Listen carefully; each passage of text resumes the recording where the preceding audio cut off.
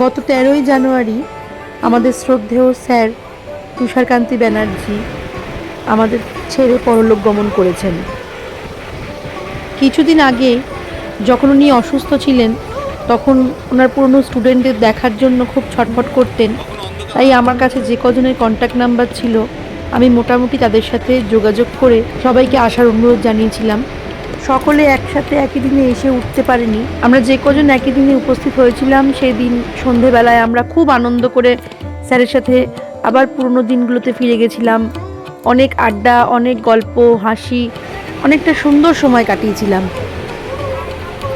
Sir চলে গেলেন যখন, তারপর কোথাও আমার মনে হলো যে যদি আবার আমরা সবাই একসাথে হয়ে তার প্রতি শ্রদ্ধার্ঘ্য জানাতে পারি তাহলে মন্দ হয় না।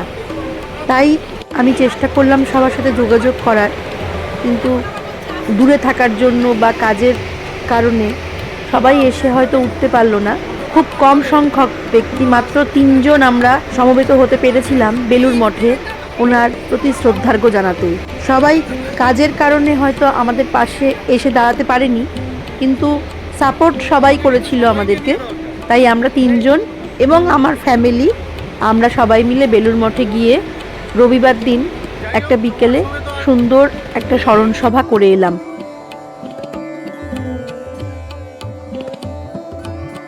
স্যার, আপনাকে আমরা কখনো ভুলতে পারবো না। আপনার আশীর্বাদ আমাদের উপর রাখবেন। বললো না এবার তুষারদা কি বললো, তুষারদা তো মোটামুটি ভাটকাটা একটা পাড়া, ঠিক আছে। এবার তখন যেহেতু কোচিং কালচার ছিল, মানে এদিকে তুষারদা মানে রমরমা ব্যাপার, কিন্তু আসলে আমাদের এজের হিসাবে দেখলে আমাদের কিন্তু তুষার জেঠু বলা উচিত ছিল। আমার বাবার থেকেও বয়সে বড়। হ্যাঁ, হ্যাঁ, ও আচ্ছা, একটু বেশি হয়ে গেল। বেশি হয়ে যায়। ও আচ্ছা, Seriously? গ্রুপ ছিল। আর ঢুকতো যে চান করে উঠে কাটা ওটা সামনে কাটবে। ওই কয়টা একটা মাত্র বসে বসে গেছে। সাইকেল নিয়ে স্নান করতে এরকম ভাবে, মানে এইরকমও নয় কিন্তু, এরকম ভাবে এই যে জাস্ট এরকম ছুড়বে পুরো ওই আপনাকে ঠিক করবে না, আপনাকে করবে বসে গেছে ঠিক করলে মানে হয়তো দেখা যাচ্ছে কিন্তু বিনের প্রতি প্যাশন। মিঠুনের ভক্ত মিঠুন চক্র করে বাপ রে বাপ, মিঠুন নিয়ে কিছু বললে তাকে তুলে তুলে করে দিতে একদম।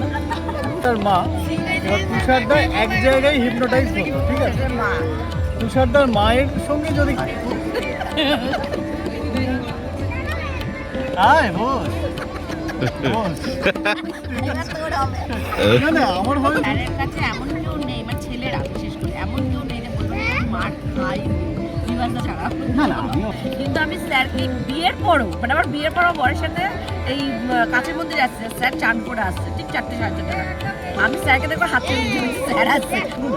কিছু কালচারটা যে চেঞ্জ হলো, এবার এই ধরনের মানুষ যেহেতু একটা সিস্টেমের মধ্যে, এবার ওই কোচিং কালচারটা চেঞ্জ হওয়ার পরে সেটা ঠিক সেটাই মেন এফেক্ট, ঠিক আছে। এত লোকজনের মধ্যে থাকা মানুষটা হঠাৎ করে একা হয়ে গেল। হঠাৎ এবার শ্রদ্ধার বয়স তখন মাত্র 12, সবে তো ক্লাস 7। মায়ের কাছে শুনলাম বাবা নাকি এবার আমার কোচিং ক্লাসে নেবে। তার প্রতি শ্রদ্ধার্ঘ্য আমাদের যে চেষ্টা, তার মধ্যে বৈশাখীর লেখাই ছোট্ট কবিতা, ছোটই লাগলো, মনে হলো আরও শুনি।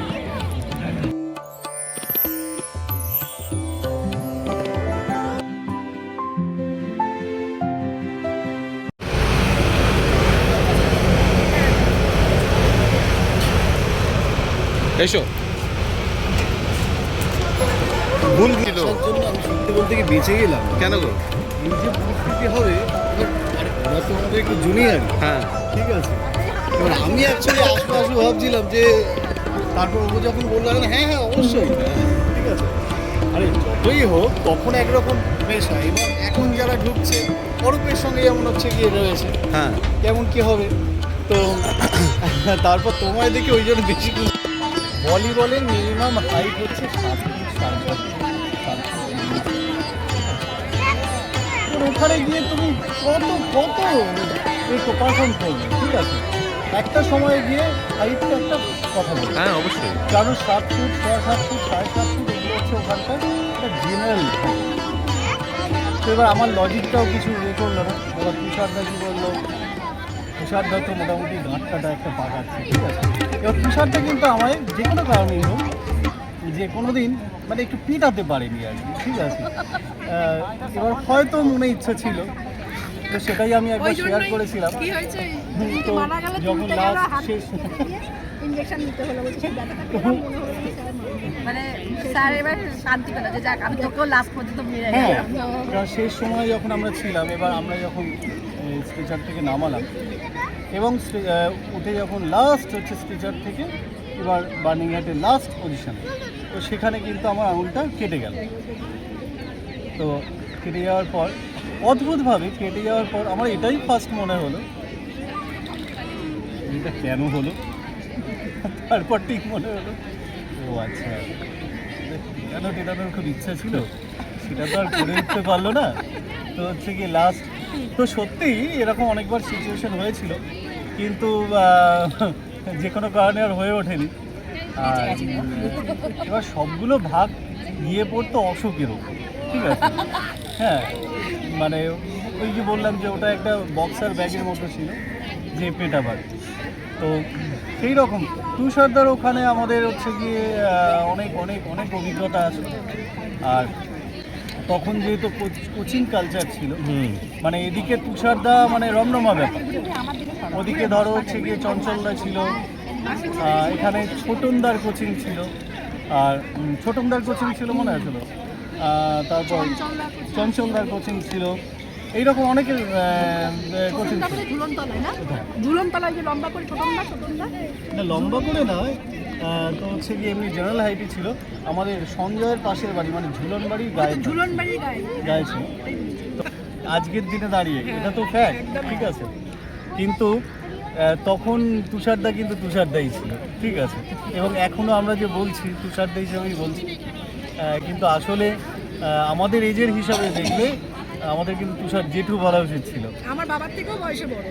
হ্যাঁ, হ্যাঁ, ও আচ্ছা, এটা একটু বেশি হয়ে গেল। না বেশি হয়ে যায়, ও আচ্ছা, সিরিয়াসলি। যেহেতু স্যার কিন্তু ছিল, সবাই দাদাই বলতো। তুষারদার এ কিন্তু খুব সুন্দর ছিল, তোমার বডি স্ট্রাকচার বা গঠন কিন্তু খুব সুন্দর ছিল, খুব ভালো লাগে। ব্যায়াম করা, সাঁতার কাটা এই বেলুন বলতে যে কি মানে সাঁতার বেলুনে চলে এসছে, মধ্যেখানে এসে জল খেয়ে আবার চলে গেছে, সামনের জল খাওয়া যাবে না, মধ্যেখানে জল। আর স্যার আপনি ওই সাঁতারে চলে গেছেন ওপরে, বলছে হ্যাঁ, আমরা অবাক। আবার সাঁতার প্রতিদিন সাঁতার কাটছো, মানে তো রিসেন্ট আমরা দুপুরবেলা যখন পড়তে যেতাম তারপরেই তো আসতো চান করতে, হ্যাঁ। ওটাই সবচেয়ে আনন্দ যে স্যার চান করতে যাওয়ার আগে আমরা যাবো, তাহলে একটু আড্ডা মারতে পারবো। এবার স্যার চান করতে গেছে। ও আচ্ছা, মানে সব ফাঁকিবাজদের গ্রুপ ছিল। আর ঢুকতো যে চান করে উঠে কাটা মোটামুটি সাঁতার কাটবেই। ওই কয়টা কুট্টা মারতে বসে বসে গেছে এই সাইকেল এবার নিয়ে সত্যি স্নান চান। করতে। হ্যাঁ, বাবা ঢুকে আর গামছা আর নাড়তে নাড়তে, প্রতিদিন কয়টা কিন্তু সাঁতার কাটবে, এসে বলতো না কত দূর মানে এমন ছিল যে ওইটুকু টাইমের মধ্যে হয়তো 20 মিনিটের মধ্যে তুই সাঁতার কেটেও চলে যাচ্ছে, মানে বাবা যায়। হ্যাঁ, প্রচন্ড। ওরে বাবা, আর মনে আছে এরম খেয়ে উঠে এরম স্নান ভাবে করতেন, এমন নয় স্নান করে খেতেন, খেতেন ঘুমোতেন তারপর স্নান করতে যেতেন। হ্যাঁ, সেটা আর কিভাবে বলি, কিন্তু যাই হোক, এখন ফোনটা ছড়ে যাবে না। হ্যাঁ, ঠিক এরকম ভাবে মানে একটা বই এইরকমও আনলে নয় ভালো কিন্তু হতো। just এরকম ভাবে start এই যে করে। জাস্ট এরকম ছুড়বে পুরো, ওই আপনাকে ঠিক করবে না, আপনাকেই করবে, বৈশাখীতে ঠিক করলে মানে বৈশাখী হয়তো ঠিক দেখা করবে, যাচ্ছে যে বৈশাখীর দিকে ও ছুড়বে, মানে তুষারদা ছুড়বে হচ্ছে গিয়ে পিয়ালির দিকে, ঠিক আছে, বা তোমার দিকে, আর কথা বলছে বৈশাখীর দিকে। হ্যাঁ, তো এই ব্যাপার হচ্ছে গিয়ে এই করে স্টার্ট করে চলে গেছে। হ্যাঁ, কথা বলতে বলতে ছুঁয়ে দিত। একদমই তাই। তার কাছে গিয়েই পড়বে। আর আমাদের কি হতো, আর আমরা যে যে এজে ছিলাম, তো তখন কি হতো এরকম করে, এবার আমরা তখন এরকম যেরকম 9-এ হয় আর কি, আমরা তুষারদার দিকে এরকম তাকাতাম, তুষারদা একটা হাসি হেসে দিল, এরকম করে দিল, মানে পারফেক্ট। আর ঠিক একদম যার কাছে স্ট্রোক করতো সেখানে পৌঁছতো, কিন্তু পেনের প্রতি প্যাশন, ওইটা নাই। কার পেনের প্রতি কার? আচ্ছা, সেটা তোমার রন্ধ্রে রন্ধ্রে ঢুকে গেছে। আমার রন্ধ্র রন্ধ্র। হ্যাঁ, ঠিক কথাই। না, বৈশাখী দিকে ভালোবাসে, পেন, খুব ভালোবাসে। না না, আমি তো পেনের ওই নেশা, ওই জিনিসটা আমার মধ্যেও ঢুকে গেছে। না না, ওকে ভালোবাসতো কারণ ও পড়াশোনায় ভালো ছিল, ডিসিপ্লিন ছিল। হ্যাঁ, হ্যাঁ, হ্যাঁ। না এগুলো তো ছিল। তারপরে কি মানে আমাদের অনেক মানে বাড়ির পরিবেশে তো দেখেছে, আমাদের বাড়ির সাথে তো অনেকদিন ধরে যুক্ত, সেই কারণে সব কিছু মিলিয়ে আর শেষ দিন অবধি আমার লাস্টও মনে আছে, যখন আমাদের পাশের বাড়িতে পুজো করতে গেছে, এখন আমরা যেখানে থাকি সেখানে পাশের বাড়িতে পুজো করতে গেছে, আমি বললাম ভাবা যায় না সাইকেলটা নিয়ে বেরোতো কিন্তু হাঁটতে মানে চালাতে পারতো না। কে?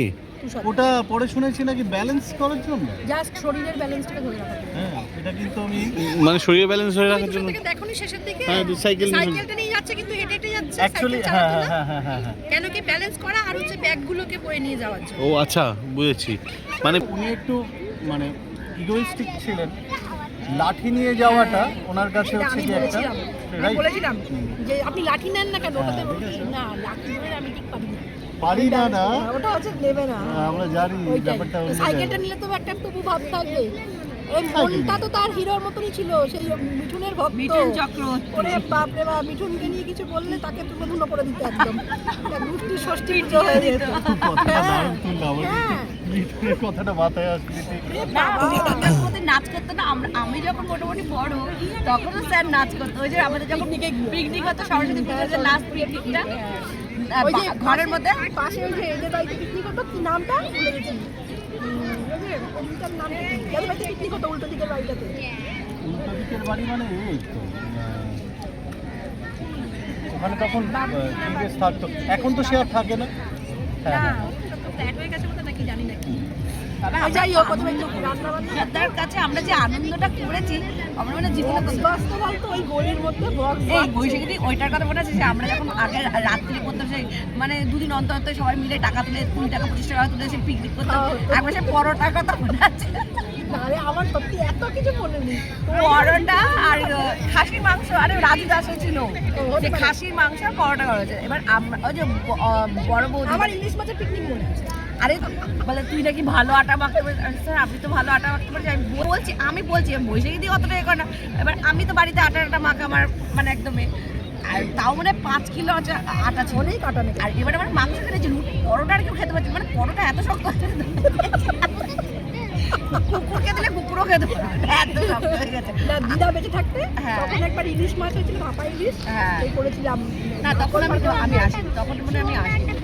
দিদা ছিল যখন তুই ছিলিস না? হ্যাঁ দিদা মানে যখন তুষারদার মা ছিল তার 2 বছর আগে আমি এসেছি। মানে 6 যখন 5 থেকে 6 উঠলাম তখন। ওটা পিকনিক হয়নি, কোনো একটা রবিবার বলেছিল যে কারা কারা করবি, এরকম ভাবে আমরা ও কয়েকদিন মিলে আচ্ছা, আর একটা কথা বলি, খুব ভালো টপিকটা বলেছেন। আমাদের হয়তো কোনো টেনশন পিরিয়ড মানে পড়াটা হয়নি, ঠিক আছে, এবং বেসিক্যালি আমিও করিনি, ঠিক আছে। আবার কি রাখবে? এবার ভাবা হচ্ছে মানে এইরকম ভাবেই বেঁচে যেতাম আর কি। এবার ভাবা হচ্ছে কিভাবে ব্যাপারটা আমরা নয়, বুঝলি। এবার আমরা আগে না তুষারদা আছে, আমি গিয়ে আগে কি করতাম যে হচ্ছে তুষারদার মা, এবার তুষারদা এক জায়গায় হিপনোটাইজ হতো, ঠিক আছে। মা তুষারদার মায়ের সঙ্গে যদি কেউ হচ্ছে ওখান থেকে যদি একটা রেফারেন্স চলে আসতো তো তাহলে ঠিক আছে, হ্যাঁ এরকম ব্যাপার। দিদা খুব ভালো মানুষ। এবার আমরা হচ্ছে দিদার সঙ্গে গিয়ে আগে দিদা ঠিক আছে নাড়ুটাড়ি যেরকম কথা হলো, এবার দিদা তো একদম খোঁজ মেজাজে গল্প টল্প জুড়ে দিয়ে এবার তুষারদা এরকম মানে চলে আয়। এবার আমি ভাবছি যে 1 রাউন্ড ঝাড়টা হয়ে যায়, ঠিক আছে, পরের রাউন্ডে ঢুকবো, ঠিক আছে, লোক তো আছে।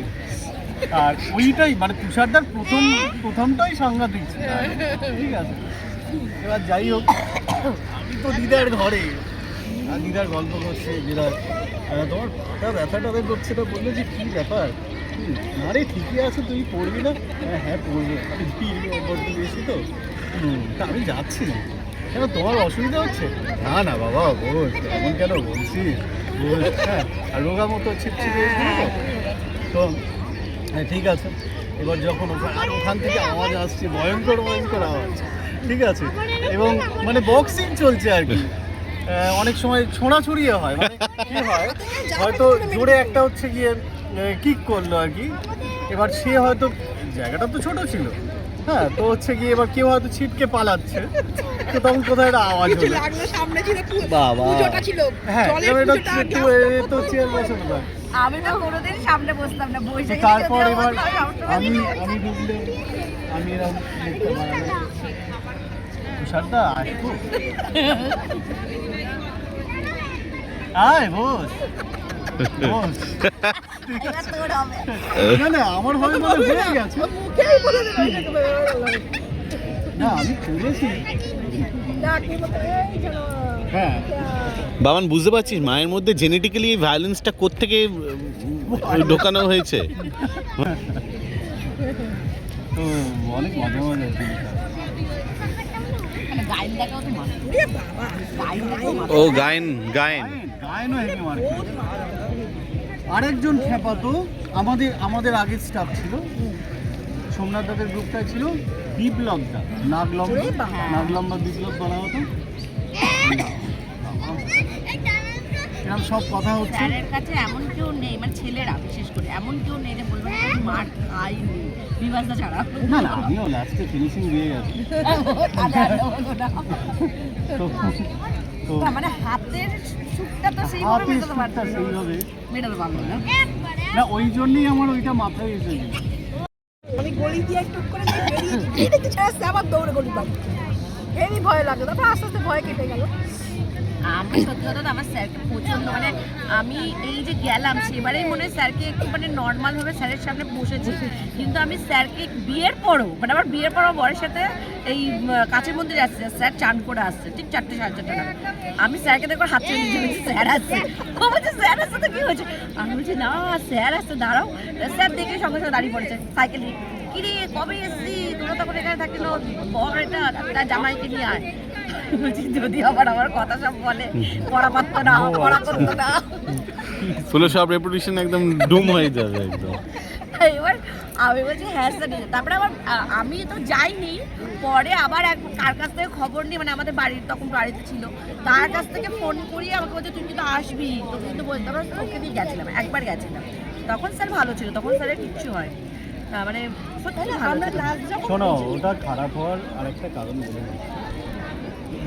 এই যে এজটা চেঞ্জ হলো না, কোচিং কালচারটা যে চেঞ্জ হলো, এবার এই ধরনের মানুষ যেহেতু একটা সিস্টেমের মধ্যে, এবার ওই কোচিং কালচারটা চেঞ্জ হওয়ার পরে সেটাই মেন এফেক্ট, ঠিক আছে? এত লোকজনের মধ্যে থাকা মানুষটা হঠাৎ করে একা হয়ে গেল, হঠাৎ এবার চোখের সামনে দেখছে মানুষ চেঞ্জ হয়ে যাচ্ছে, মানুষের হচ্ছে গিয়ে কালচার চেঞ্জ হচ্ছে, অন্যভাবে পড়াশোনার অন্য ধারা চালু হচ্ছে, তো ইংলিশ মিডিয়াম কালচারটা আরও বেড়ে যাচ্ছে, ঠিক আছে? তো সেই হওয়ার পরে সেগুলোর ওপর এফেক্ট হয়। শ্রদ্ধার বয়স তখন মাত্র 12, সবে তো ক্লাস 7। মায়ের কাছে শুনলাম বাবা নাকি এবার আমায় কোচিং ক্লাসে দেবে। মনের ভেতর উত্তেজনা, বুকের ভেতর ভয়, নতুন একটা পরিবেশ, জানি না কি হয়। নতুন অনেক বন্ধু পেয়ে মনটা হলো খুশি। সবচেয়ে যেটা লাগলো ভালো, দিদার মুখের হাসি। স্যারের বিশাল চেহারা দেখে আবার ভয় হলো, কিন্তু পরে বুঝলাম মানুষটা খুব ভালো। শাসনে আর ভালোবাসায় আপন হলো পর। কখন জানি না কোচিংটাই হলো আমার দ্বিতীয় ঘর। অসুস্থতার কারণে যদি কোনোদিন না যেতাম, কোনো এক মুহূর্তে মাথায় স্যারের স্নেহের পরশ পেতাম। বলতো আমায় তাড়াতাড়ি ওঠ, পড়তে যেতে হবে।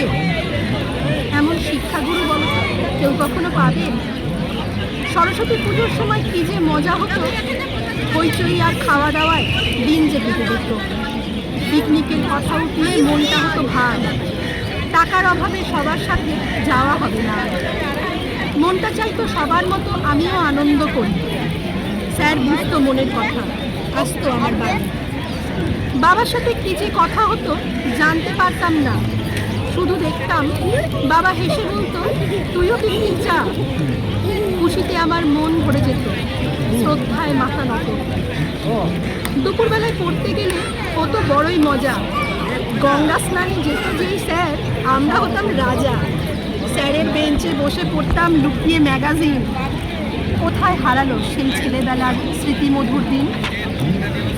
সব কিছুরই শেষ থাকে, তাই আমাদেরও দিনের ভবিষ্যতের পথে পাড়ি দিতে কে যে কোথায় গেল। পথে হতো দেখা যখনই, ডেকে বলতাম কত কথা।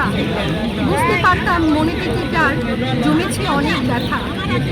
শেষের দিনেতে খুঁজতো দু চোখ, ঘিরে ছিল তো যারা আগে। একাকিত্ব নিস্তব্ধতা বানানো তাকে। নিভে গেল তার জীবন প্রদীপ, পেল না সে সম্মান।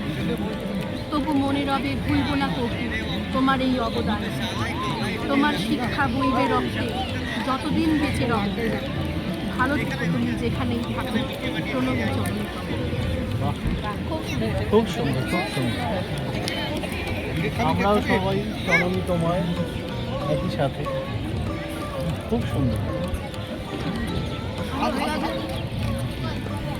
এবং আমার মনে হয় যে তার প্রতি শ্রদ্ধার্ঘ আমাদের যে চেষ্টা, তার মধ্যে বৈশাখীর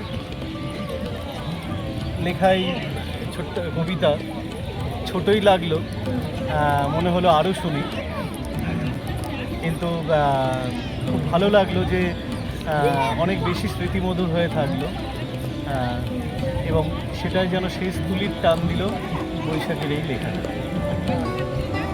অসাধারণ, অসাধারণ।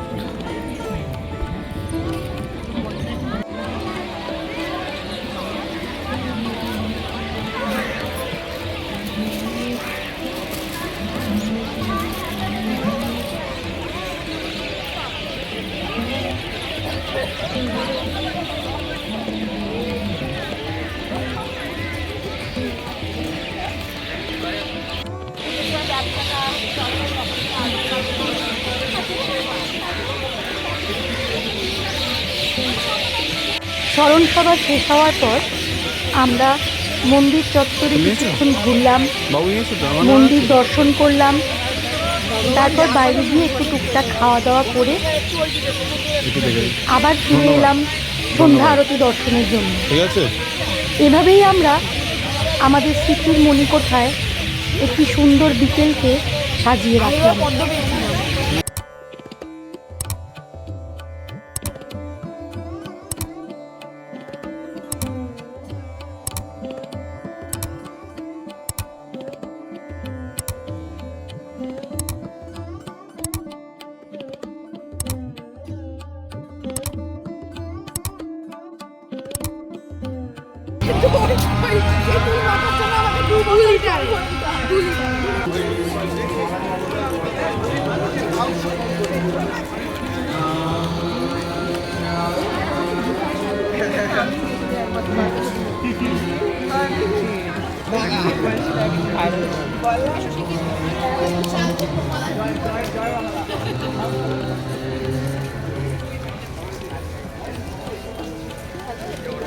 সন্ধে নামার সাথে সাথেই শেষ হলো আমাদের স্যারের স্মরণ সভা। চারিদিকে এক অদ্ভুত শান্তি, কিন্তু আমাদের মনে বিষণ্ণতা। ওনার আদর্শ আর স্মৃতি নিয়েই আমরা বাড়ির পথে রওনা হলাম।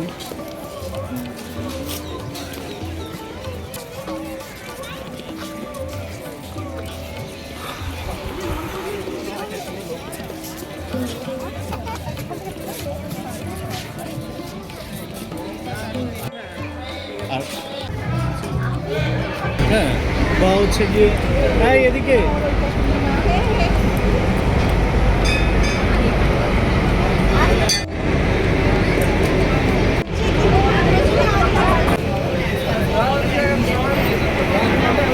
If you like this video, kindly like, share and subscribe.